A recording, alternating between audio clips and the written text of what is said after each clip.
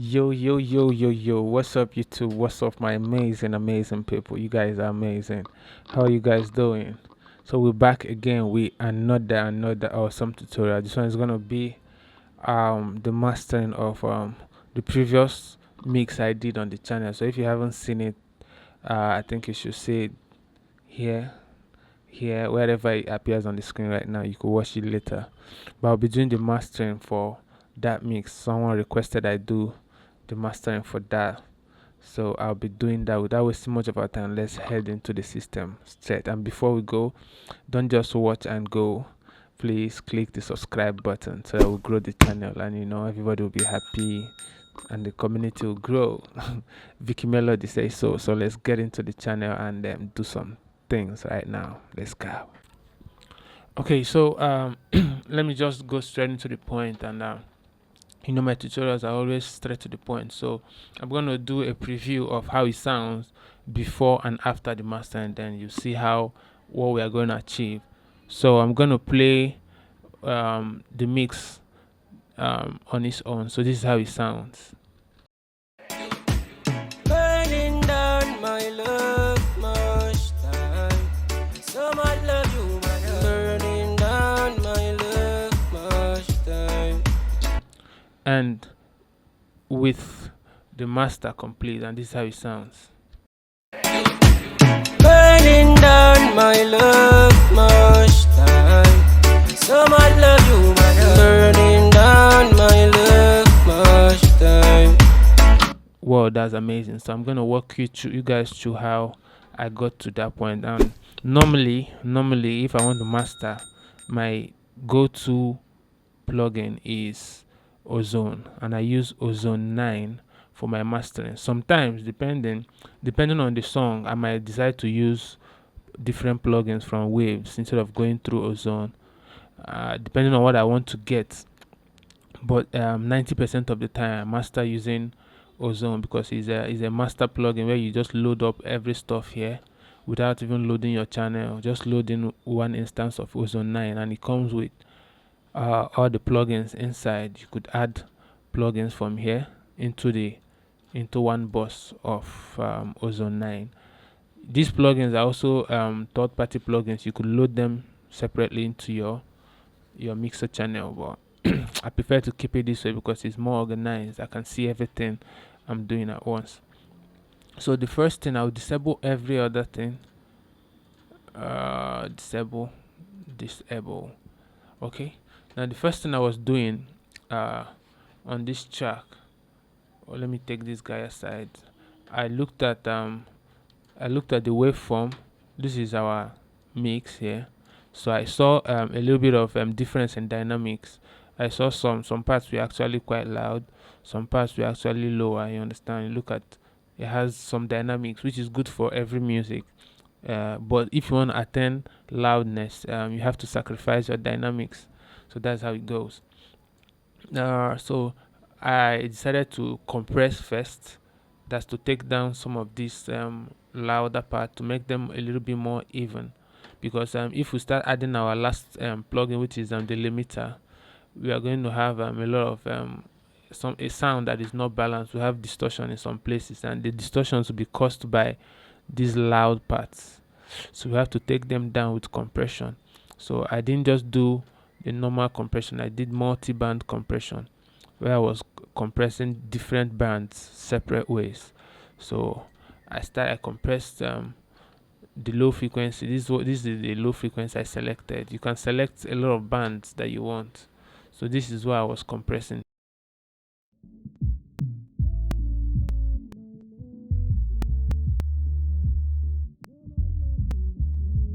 That's the low frequency. I was taking them, I was controlling them. I gave you like a ratio of this is not a multi-band compression video though, but you should just get the concept of multi-band compression. I think I have to make that one separate. So I compressed this frequency separately, compressed this one separately. Burning down my love much time. I don't know why my system is kind of lagging at this moment. It shouldn't be so. Okay, so that's the mid-range, and I compressed the high frequency separately. And I'm not doing heavy compression because the song is already properly mixed. The only time you see people doing drastic compression and the rest is maybe the mix is faulty, and the easy way out is to send back the mix to the mix engineer, or you, if you are the one that mixed it, you go back to the mix and retouch it then before coming back to your master. You don't correct mixing issues in the master, and the master is just to polish a good mix. So this is the frequency in the high range I was compressing. And if you watch here, I'm even barely getting signal of compression.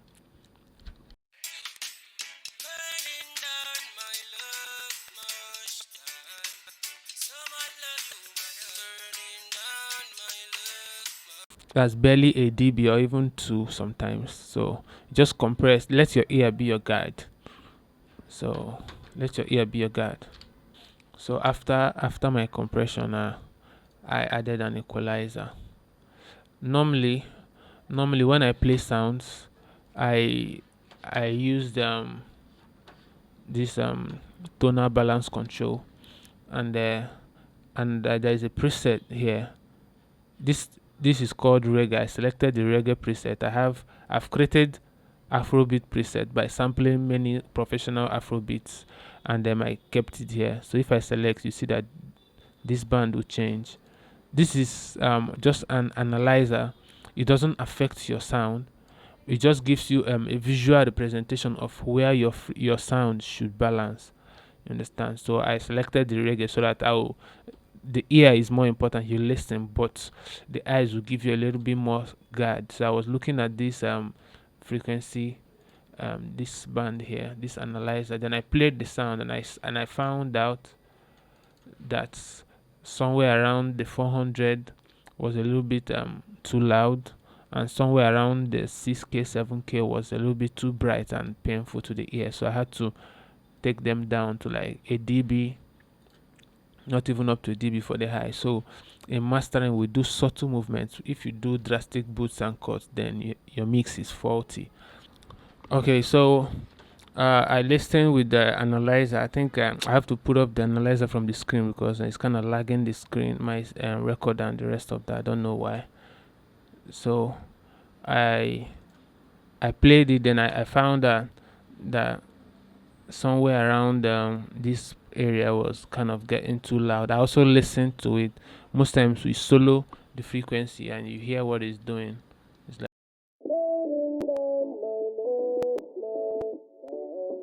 so that frequency was actually jumping out too much, and this one,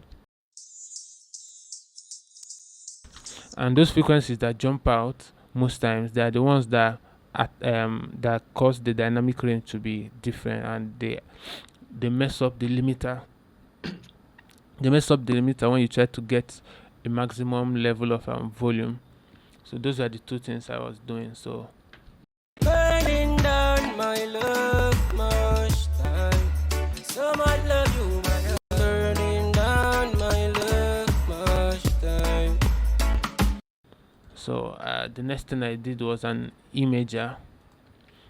Yeah, because I think I wasn't the one who produced the instrumental. So, but I listened to the instrumental track, and I found out that the producer didn't actually do some stereo imaging or some panning in the stuff. So when I watched it with this analyzer, I found out that most of the stuff was centered, and normally it shouldn't be so. So I had to do some stereo imaging. I took down the lows. I made it mono to stay in the middle.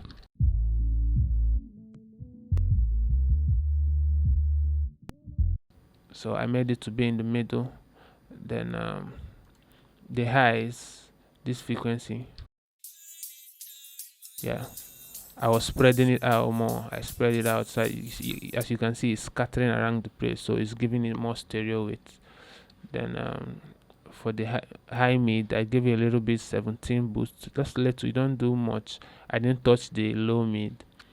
Let them be in the middle for me. Then the kick and everything, the bass was centered. So the next thing I did, now I like doing dynamic EQing. This is very, very, very important. As long as you want to boost to get a reasonable amount of volume without getting your sound distorted. I I did dynamic EQ. Dynamic EQ is unlike the static EQ. The dynamic EQ will only equalize when a certain threshold is reached. So I was taking down around the 200. There is something resonating around that area, something here.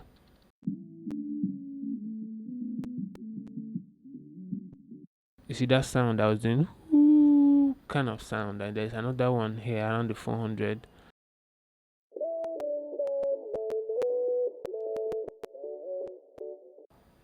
Oh god, I can't just explain why my system will be lagging at this moment. I just can't explain. So there's another one around where his vocal was present. I think he was clashing with, it was adding up with the snare and something else in that area. So I had to take it down. Now these are not big chords. These are just little stuff that I was doing. And if you watch, you see that the EQ is not even going close to 2 dB. It's barely 1 dB when it's equalizing. So you don't think we are doing like so much drastic cuts. And if you watch, I've not even done boosts in this particular sound, because when I listened to it, I didn't find anywhere to boost. I was just hearing places that needs to go down. So that's the thing. A lot of people would have just started adding the high frequencies, and the stuff was already clear in my ear. The high frequencies were good enough for me, so that was why I didn't add most of the stuff. I did more of reduction here in this part. So the mastering is not just like a preset where you put something and everything sounds good already. So I was taking down this high frequency. Not even, these are just to keep them in check. I'm not even taking much out of it in case there is at a point where the cymbal and a lot of high frequencies happen at the same time, so they don't just go out and peak. So that's why I did that.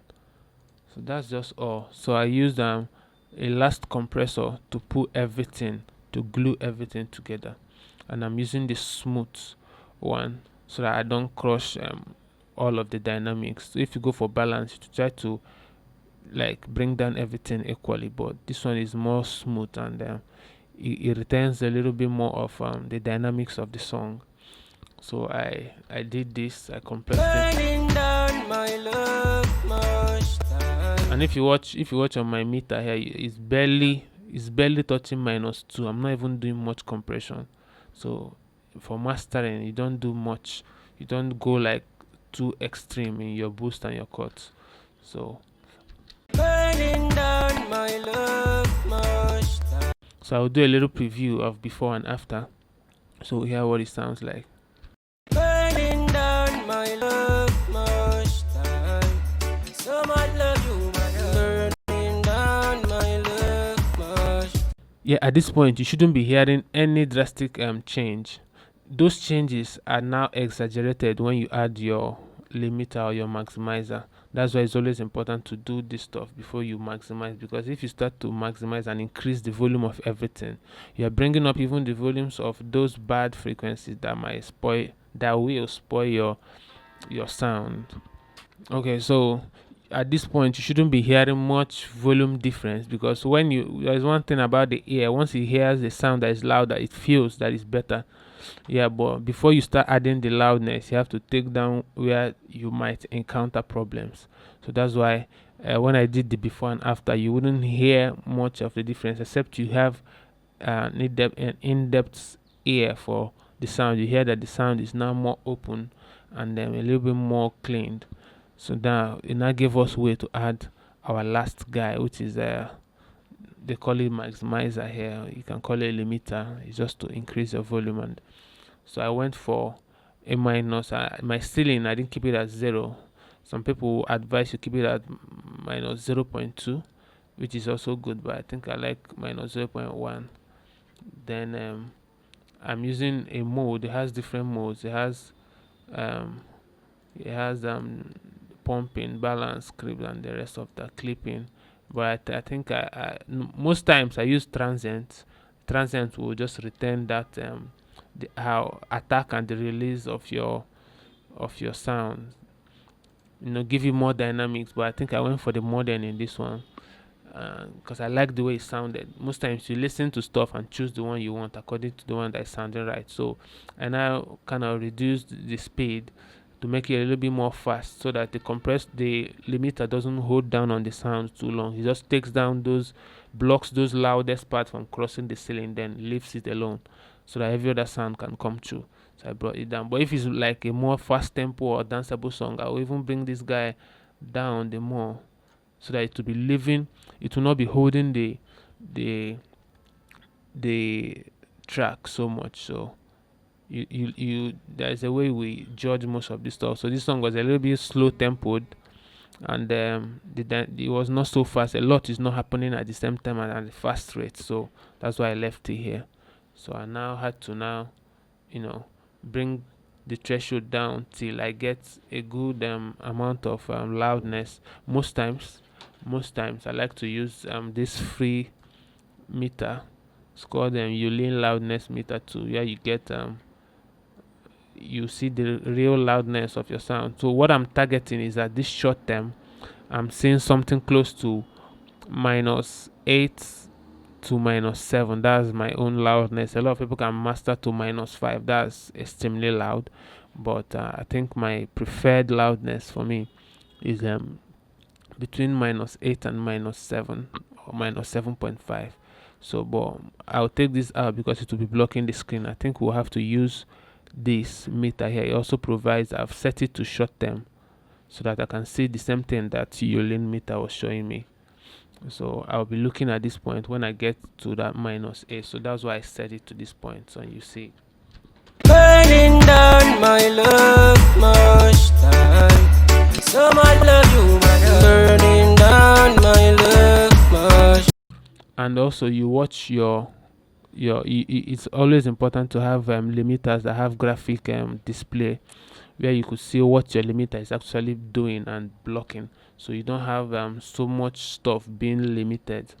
Burning down my love much time. And if you would, because I had this character, the fastness very kind of fast, you watch that the limiter is not even holding it up that much. Once he blocks it, he leaves it alone, so it doesn't hold down all the frequencies all the time. Burning down my love much time.